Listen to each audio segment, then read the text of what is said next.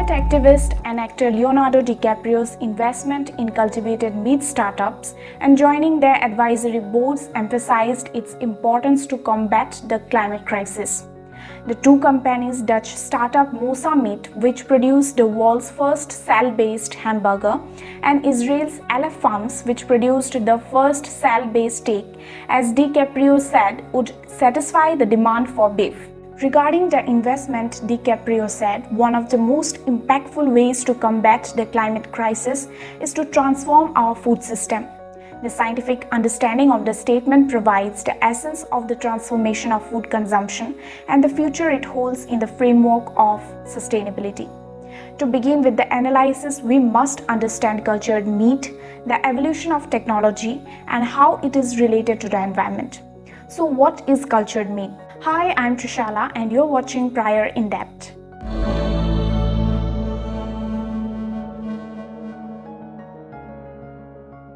Cultured meat, also known as lab-grown meat, and in vitro meat is produced in a bioreactor using cells of living animals without slaughtering or harming the animal.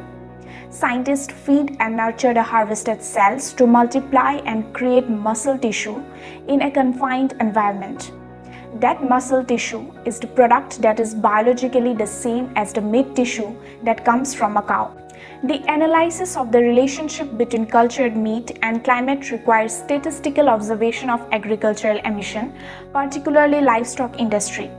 The agriculture industry accounts for 16 to 27% of human-induced greenhouse gas emissions. And as scientists estimate, the livestock industry is responsible for up to 14% of total greenhouse emissions. The agricultural industry is not limited to carbon dioxide alone. The industry also emits nitrous oxide, also known as laughing gas, and methane in large quantities. Nitrous oxide is produced from the fertilization of crops, and methane is produced from the burping, farting, and manure of animals, primarily sheep and cattle in the livestock industry. According to a National Geographic article, scientists think human activity is responsible for about 60% of total methane emissions. The rest comes from natural sources like wetlands and the decay of organic materials.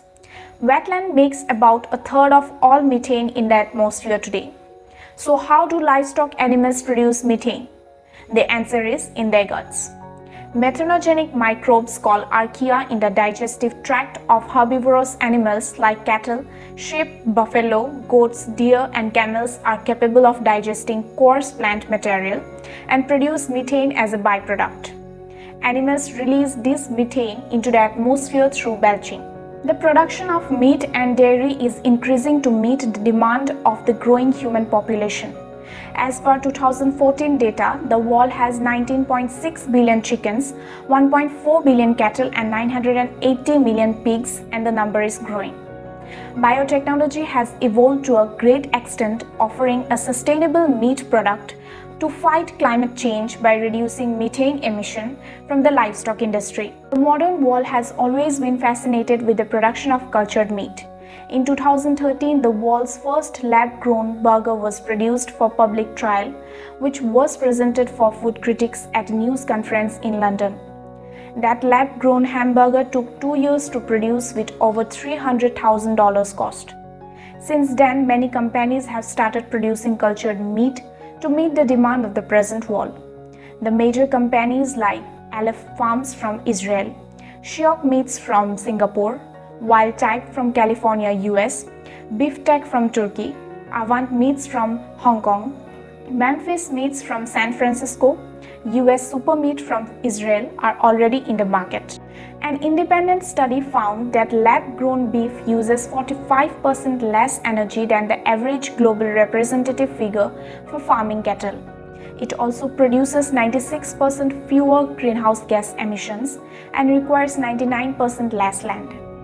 However, cultured meat is also under the radar of criticism.